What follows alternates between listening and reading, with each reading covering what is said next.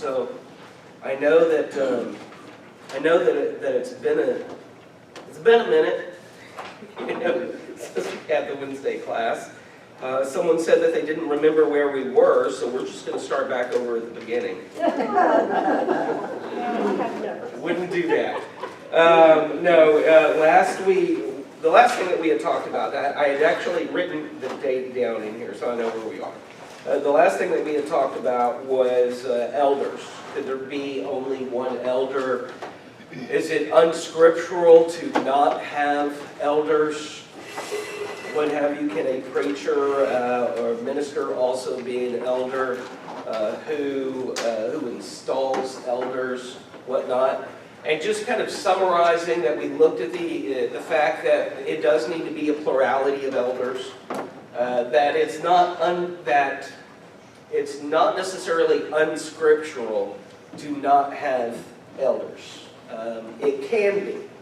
And what I mean by that is if there are no qualified men in the local congregation, then that's not unscriptural. Granted, it's not God's design, but it's described there in Titus, for this reason I left you in Crete to appoint those things or to set those things in place that are lacking.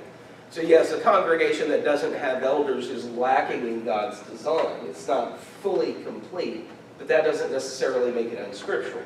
Where it falls under the unscriptural side is when you do have men that are qualified, more than one, because we have to have a plurality, but when you do have men that are qualified to be elders, but the congregation kind of stands up for whatever reason and says, no, we don't want elders, we've maybe had them in the past and it didn't work out, or I don't think this person should be an elder, our personalities clash and what have you. So it's not really a fine line. It's if there's qualified men, then there should be elders there. There's not a set amount. There was one congregation, a relatively small congregation, about 40 people. It was a home church, a house church. And normally you would think, well, maybe a house church doesn't have elders. But in fact, they do. And out of 40 people, 8 of their men were actually elders. They met the qualifications, and they did a fine job. And they're actually a very, very strong group that's up in Oklahoma because they look at the, typically when we see the oversight of elders, we limit it to kind of the building, right? What happens in the building and what have you. Whereas the New Testament example is that they are there to shepherd your soul, and it doesn't necessarily stop at the front door. So that's why they are a small group, because it is a house congregation or a house church, whatever you want to call it. But they are heavily involved with the people, helping the men leave their homes, offering spiritual counsel and what have you to the members, helping with the kids and what have you. It really is kind of a community. We talked about can a preacher or minister be an elder, and we do have an example of that as well with Peter, who was an elder, so that's scriptural. As far as the appointment of elders, kind of a divisive issue. The only example that we have is an evangelist or a minister installing them. We don't have the kind of congregational selection, that we typically see. I wouldn't divide a congregation over it. Just kind of that's what we talked about. And then now we're coming into deacons in the church. But any questions about anything maybe that we've talked about? Disagreements? That's okay, I've got my health back. You can throw tomatoes and stones. I didn't bring any. Barry's reaching for a pen now.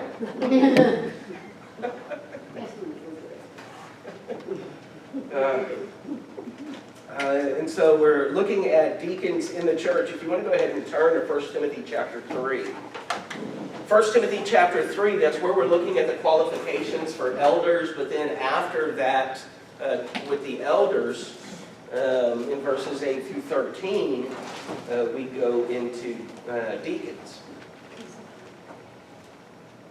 And one of the things regarding the The elders, because we're going to kind of talk about it here a little bit, is that the term he or a man or what have you isn't actually in the Greek text, and so we learn that from the context, husband of one wife and what have you. So we get into these qualifications in verses 8 through 13, and it says, deacons likewise must be men of dignity, not double-tongued or addicted to much wine or fond of sordid gain, but holding to the mystery of the faith with a clear conscience. These men must also first be tested. Then let them serve as deacons if they are beyond reproach. Women must likewise be dignified, not malicious gossips, but temperate, faithful in all things. Deacons must be husbands of only one wife, and good managers of their children and their own households. For those who have served well as deacons obtain for themselves a high standing and great confidence in the faith that is in Christ Jesus. So, the term deacons diakonos, it means a waiter or a servant. Then of anyone who performs any service, kind of an administrator. If you have the paper notes that went out when we had this on the Thursday night, you'll have this information in there. If not, just get with me, give me your email or something afterwards, and I'll send them to you. So we need to keep that definition of diakonos in mind as we study through this particular section. Here we encounter a similar issue as to whether or not the office of a deacon is for men only, just as we did with elders, because the word men as seen in verses 8 and 10 is not in the original Greek. But with deacons, the argument for men only, it's slightly more complicated. And the difficulty stems from how some translations render the word servant about Phoebe there in Romans chapter 16 and Romans chapter 16 and verse 1. There,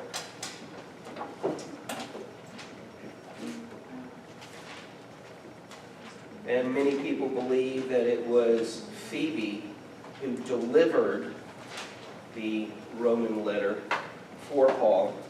But he says there in Romans chapter 16 and verse 1, I commend to you our sister Phoebe, who is a servant of the church which is at Cenchrea. Does anybody already have that open, and it maybe says deacon there? In which? Oh, okay. So yeah, so some of them are going to read deacon, some of them are going to read servant, what have you. And we come into this idea, can a woman be a deacon? Now, if you remember when it was Thursday nights, we took part of it to say, can a woman be deacon? Yes. We took that side of the argument, and then can a woman be a deacon? No. And looked at that side of the argument. And part of the reason being is because, you'll remember that initially this class was set up as a foundations class, a new believers class, because we had several baptisms.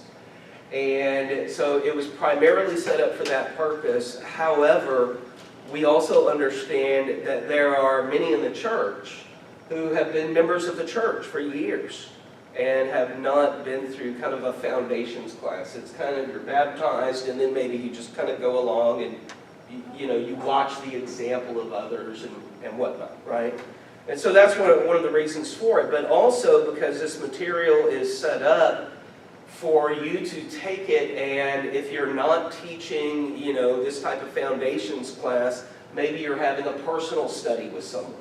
And so you can go from, the Bible, what is it, these different ages, and then talk about the church and kind of leading them through. And this is something that you're going to encounter.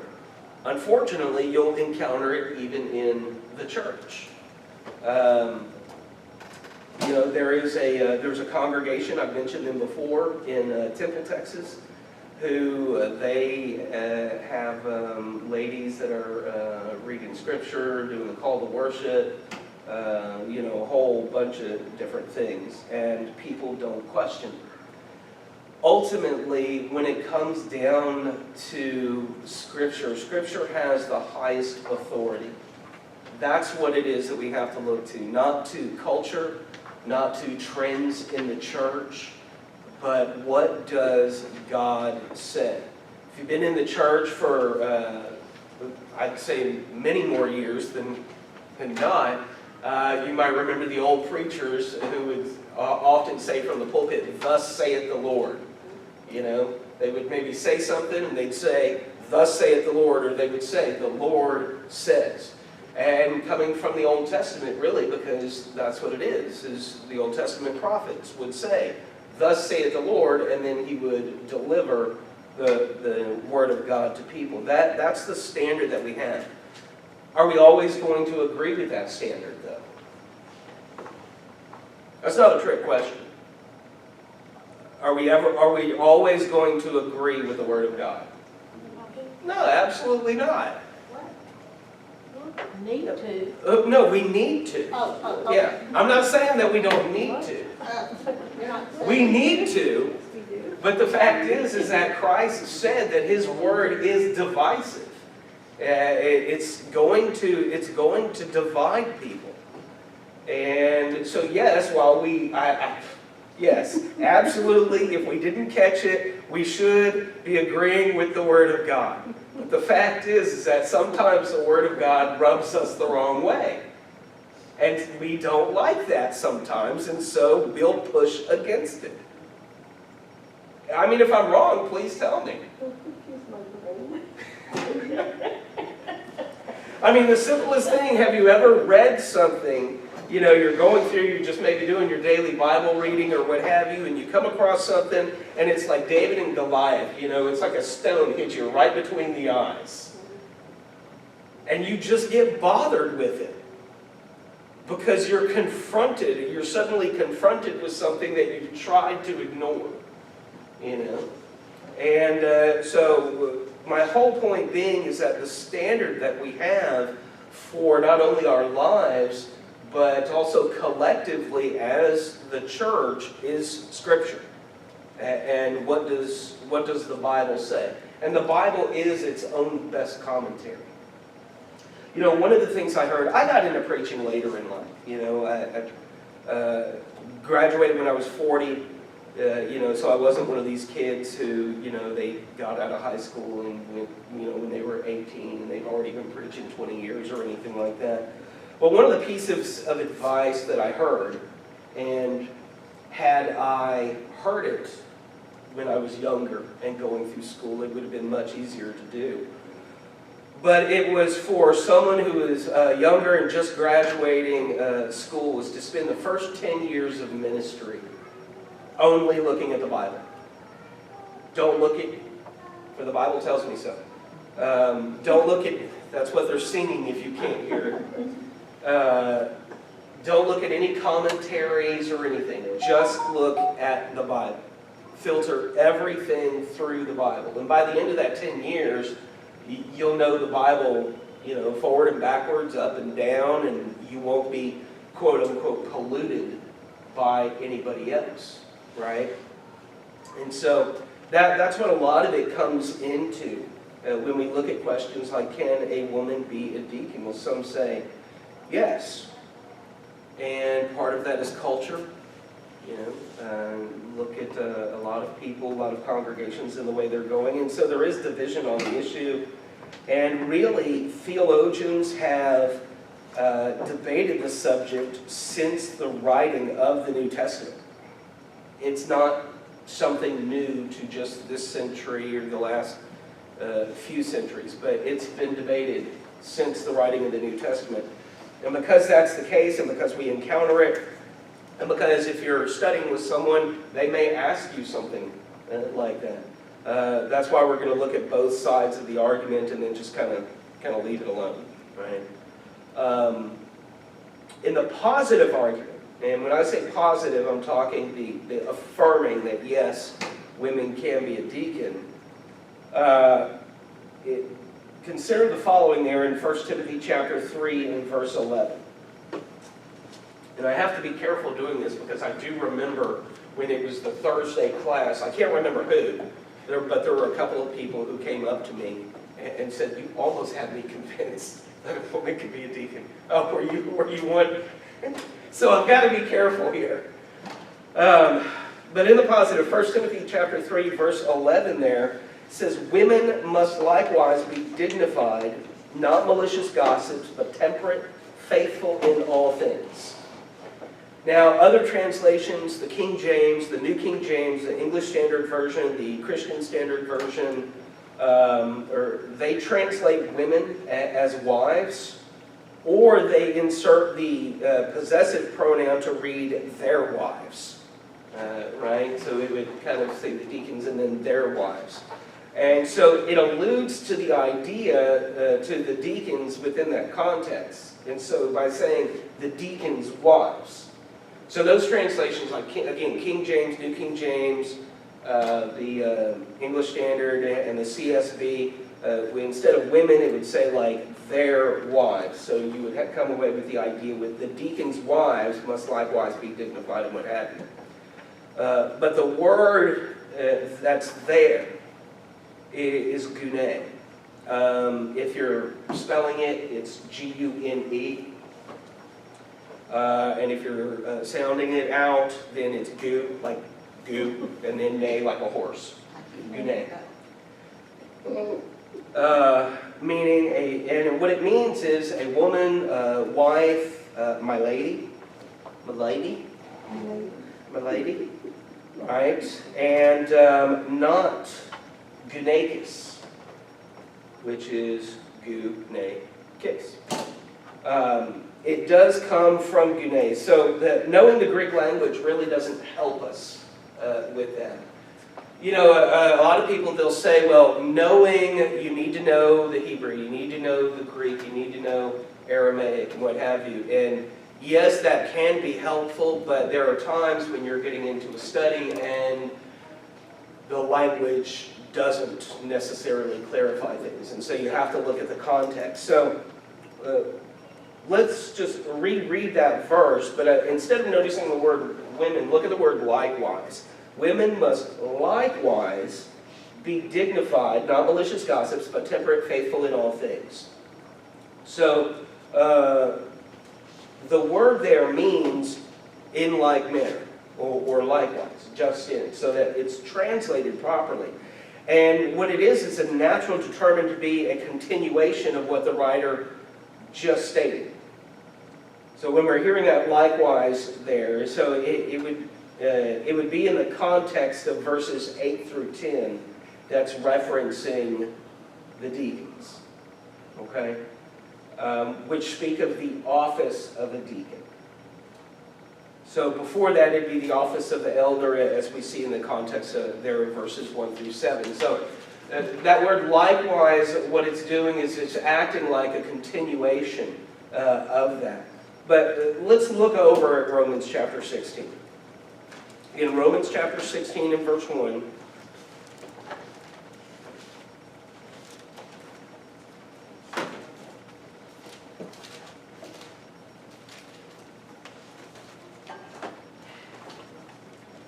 I commend to you our sister Phoebe, who is a servant of the church which is at Cenchrea. Now, the word that we looked at before, diakonos, for deacon.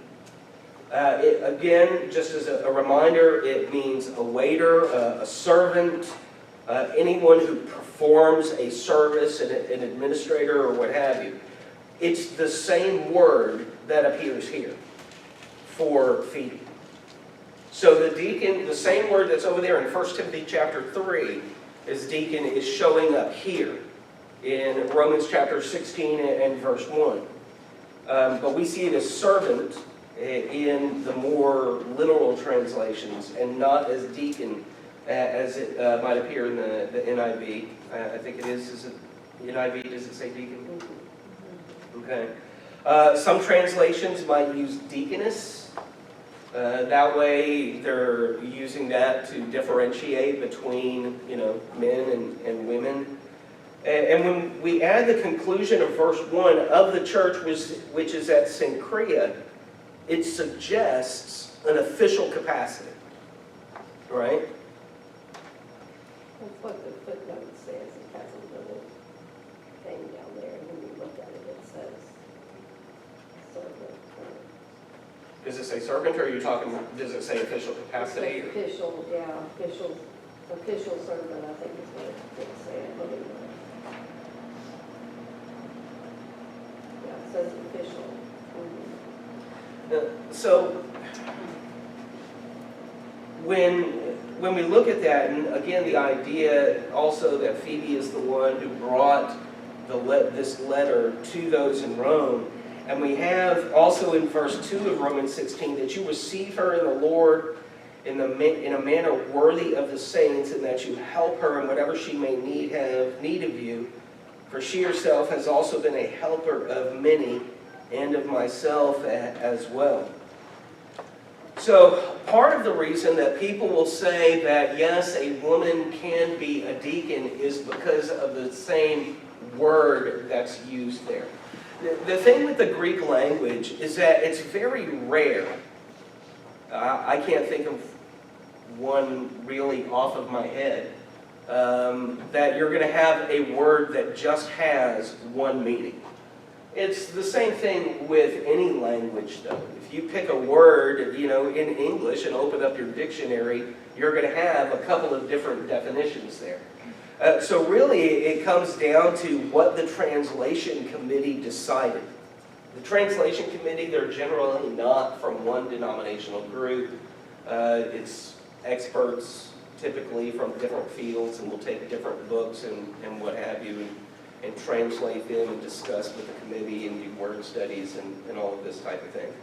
So when you have the word there, deacon, in 1 Timothy 3, and it referring to the office of men, and we know that because even though men doesn't show up, the context is there with the husband of one wife and what have you. And then you see the same word over here in the Greek in Romans chapter 16. A lot of translations are just going to translate it as the same word. And what they'll do is they'll look at 1 Timothy 3 and they'll look at Romans 16 and they'll say, okay, what do we have? We have 1 Timothy 3 talking about an official office of the church, just like an elder is the elder is, an official office, right?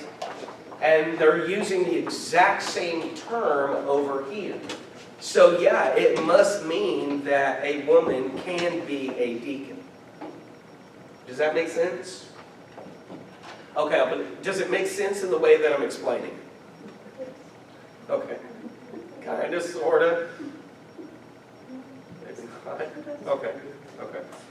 So that's the idea. But again, we have that a deacon can be a waiter, a servant, an administrator, or what have you, right? That can be anybody. Anybody can serve the local congregation. What we're differentiating here is an official office versus someone just serving the church, right? For example, you can have, any man can be an elder, right? Or any woman can be an elder in the sense, okay, that they are, if we look at it simply as a shepherding role. For example, women are told, older women teach the younger women, right? That is a form of shepherding those younger women, how to serve their husbands, how to work, and what have you, right? But there is a difference between that and the official role that's within the church, the ecclesiastical polity, the church governance. Does that make sense? Or did I just throw someone for a loop? Or does someone want to stone me thinking I'm talking heresy? In other words, you don't need to hold the title of the office in order to do the job. There we go.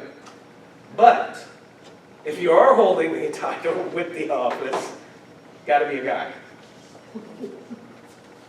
And that's one thing, and that is a great point to make, because there are a lot of men who they might say, you know what, I would love to be an elder, but I have this issue, okay?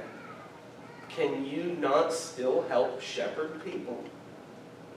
Can you, does all of a sudden you're not able to, sorry, I saw Barry over there and I thought he had like a laser pointer or something, like I was gonna get shot, you know? The grassy knoll. You know, just because one doesn't have the title of an elder doesn't mean, you know, they can't help shepherd people along and help train people and help nurture people and counsel people, you know. Everybody is so hung up on titles, right? Any thoughts or comments so far on that? Who is Prisca? P-R-I-S-C-A. No, on page 21. Oh, of the notes, sorry. Yeah, Priscilla and Aquila. Oh, yeah. okay, that's supposed to be Priscilla and Aquila, okay? On page 21 of your notes, the last italicized notes there, if you have them from the Thursday class. I knew that, I just wanted to point it out. I do appreciate you pointing that out, though, so now I can, You may want to fix it. It yeah. actually says that she is, that is actually what she's called. In Romans, In Romans, it's what she's called. In Acts, she's called Priscilla. 16:3, she's called Priscilla. No, in 16:3, she's Prisca. What? No, Priscilla. Priscilla is mine. Oh, come on. Prisca in mine. Really? Prisca is on verse 3 of Romans 16. Oh, yeah, Romans, it is. fellow workers was Okay. what the word would be for that, if that would be similar to servant. Because she's with Yeah. Aquila there.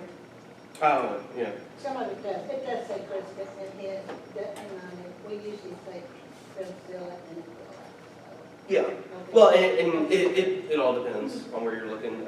You know, like John, for example, he's called the Immerser in some verses, and he's called John the Baptist in some, and then he's called John Baptist, I think, in one or two verses. It's just kind of one of those things. I think, But I will still make a note, though, that they're the same. parentheses. Yeah, this, I'll put this, parentheses this, in the this. parentheses to say that they're the same. Yeah. The qualifications of an elder, first one being, do you desire Oh, yeah. the office? And a few years back, we were in elder search, Mhm. and we were told, before you wrote somebody's name down, you go to them and you talk to them, and Sure. you ask them these questions. And I went to one man, and that was the first question I asked him, and he, well, I've never been asked that before. Well, Yeah. it's one of the qualifications is listed number one, you know. And if you don't desire that, you know, you may grow into it, Sure. but when you have the responsibility of looking over the souls of everyone here, it is an awesome responsibility. It is. You need to have that desire. And to be pressured into doing it. That's all. Absolutely. Absolutely. Absolutely. Some And, have received- you know, I was talking to someone within the last month or so who they have elders now. They had elders then, but one of their elders stepped down. And he had a brother or son or something like that, and they wanted his son or what have you to be an elder. And they questioned him or pushed him for like a year or something to be an elder.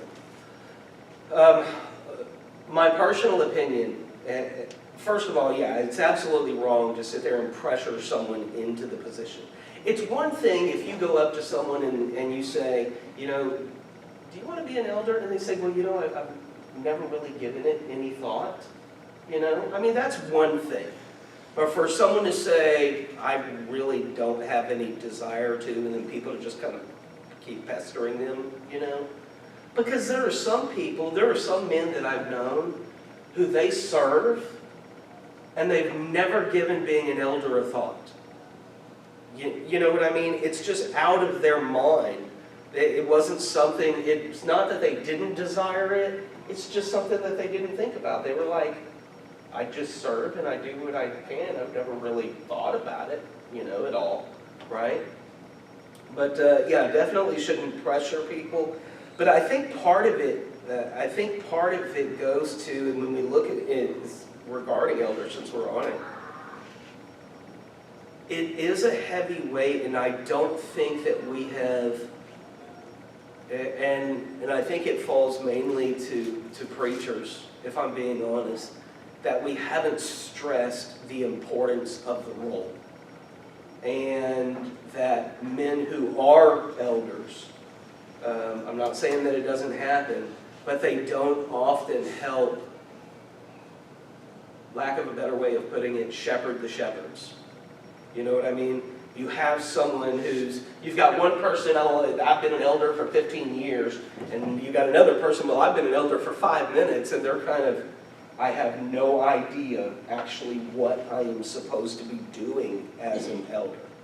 And part of that comes down to teaching, but then also part of it comes down to other elders helping to shepherd the shepherd, you know? Because it is a great weight. It really is, you know, that they're supposed to be doing. And, you know, I mentioned that small house church up in Oklahoma, and then having the 8 elders. These elders are such, and the congregants respect them enough that if they were to show up, let's say if they came to my house, and, you know, I'm sitting there watching TV or something, and they're like, Mike, you know, really, that's kind of inappropriate. You shouldn't be watching that. You know, let me tell you why. Then I guess the natural side of me wants to say, who in the world are you to come into my house and tell me what I should or should not be watching on television? You know? Or hey, whenever you get perfect, then you can talk to me about it or what have you. But really, that's the role that they have. The spiritual guidance, that shepherding and watching for your soul, doesn't just stop at the front door. But in many places it does. And part of that is the elders being timid, but also part of it is congregants not willing to fully submit to the authority of that role, and not being welcoming in doing that, you know. But that might just be my opinion. Any thoughts? I mean, it's open, you know, class, you know, open thoughts, comments, disagreements. Well, when I was attending at Turnpike, and I would have to work Sundays, I had 2 elders, and I knew if I missed 2 Sundays consecutively, they were going to be at my house, you know, but sometime within that second week of me missing services. And they genuinely were concerned for my soul. You know, is there something we can help you with? You know, can we come by and pick your girls up and get them to class and to worship service? And that made an impression on me that they cared enough to keep up with their members of who was there and who wasn't, and to really seek out and see, are they just falling away, or is their job keeping them away from it? And to me, that set a bar very high for my expectation of elders after that, because they really lived up to their title of shepherding the souls. We're not seeing that anymore out of elders. No. Well, And that's the not. sad part. It is. Elders are not doing the job they're supposed to be And a doing. lot of elders don't even know the Part of it members is- by name. Part of it is out of ignorance. They have no idea what they're supposed to do. Mhm. The congregation makes them leaders in the church, overseers, and they don't know where to go from there. And all they do is attend meetings and raise their hand and vote yes or no. And most of the time, the only thing they're overseeing is the bank account. Yeah. I mean, just, It's like the Or the board preacher. meeting, and this is, They're more than happy to tell a preacher you're doing a good or bad job. you know, And most people will go to the preacher before they go to elders because they don't know any better. So how do you correct that? part of it is teaching. The preacher A lot of needs it to is. tell them, go see an elder. That's not my job. That's your overseer, your shepherd's job to do that. I'm not the shepherd. A lot of it comes down to teaching because, you know, a lot of the times, let me ask this, when do we typically, and we're not really getting off subject here, when do we typically hear lessons about, or sermons about elders? When there's time for them. to- When it's time for an elder to be selected, right? Yes. Granted, that's an all right time, but the congregation should be aware of what that is long before then so that they can be looking out at the men of the congregation and to know. It's not just a, hey, we need elders, and the congregation says, oh, I haven't really been paying attention to anybody. I guess I need to, okay, y'all want a name by this Sunday? All right, I need to get on that, you know? And, Not only that, we have young men you know, that they don't know what the real office or the purpose of an elder is, and how can they have a desire to be that elder, you know, in later years. Of course, Yeah. I'm not saying when they're young, sure. but that's something that they can strive to work toward as a Christian man or male in the family. And if they're not educated and taught what those expectations are, how do they know what goals to set for themselves? Are you supposed to be a deacon before you're an We're going to get to that.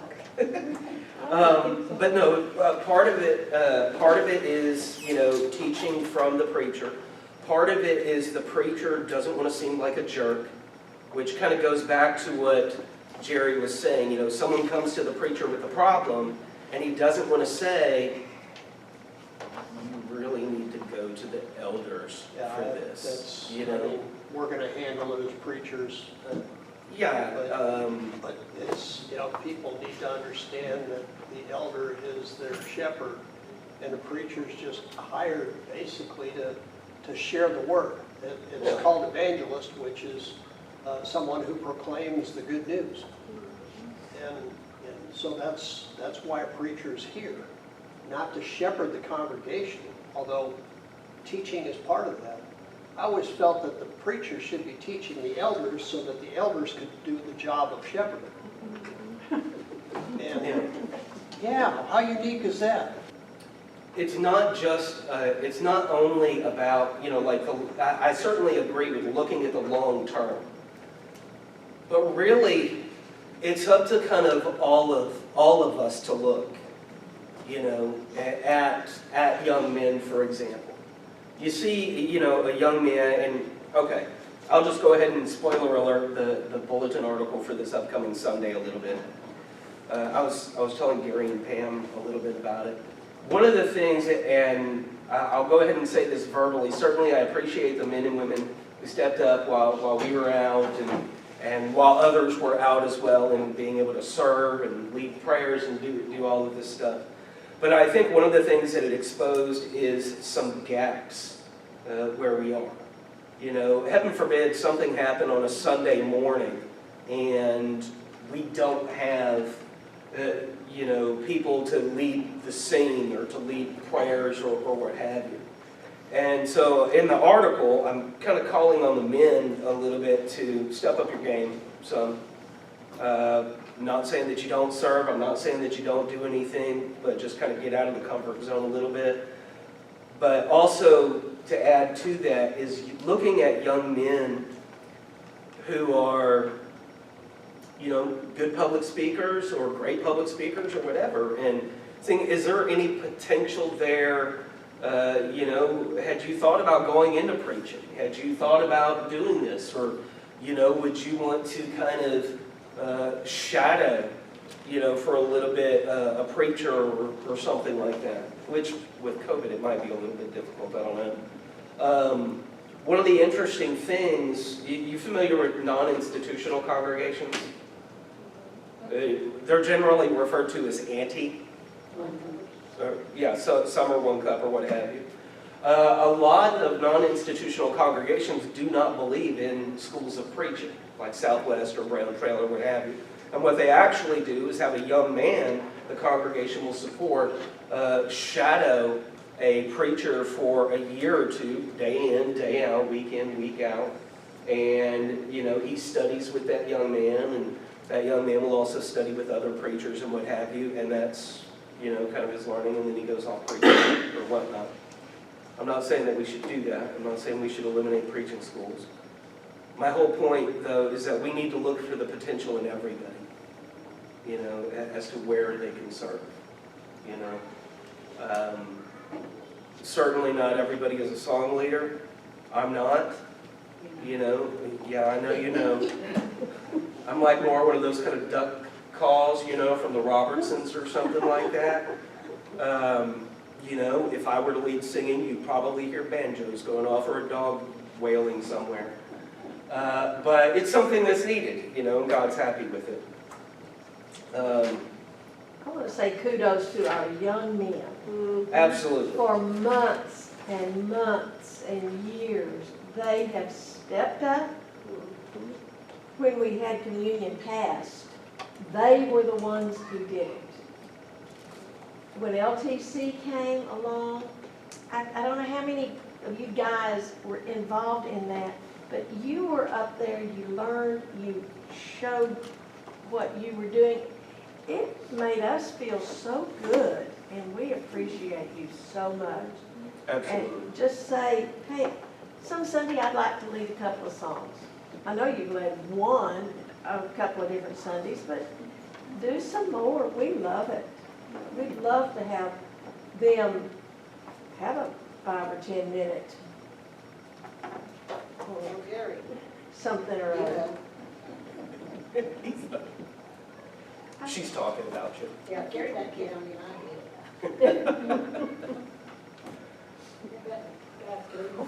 Well, we didn't really go off the subject. We went off deacons.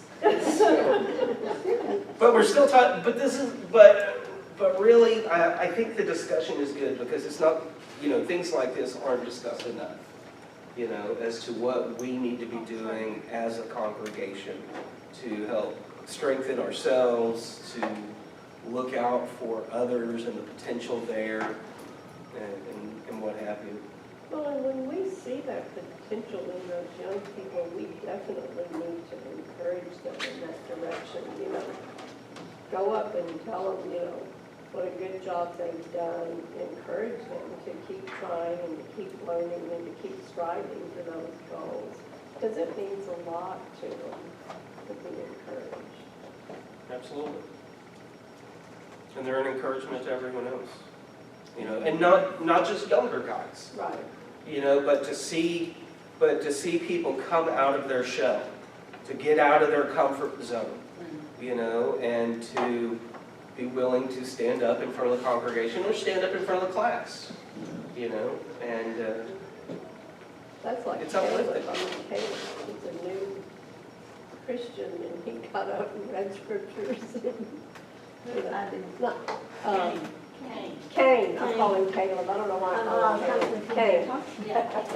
I mean, he stepped right out there and started reading right away, and I was just like, We have a lot of talent. We really do. The younger guys. We just need to. I was mainly looking at the one hiding behind you. yes, Tennessee. I look over and Tennessee's all like, don't move, don't move. Tennessee does have lots of talent, it just doesn't flood them. I figure we just we've got 4 minutes, and so we're not going to cover the other part of the deacon thing in 4 minutes.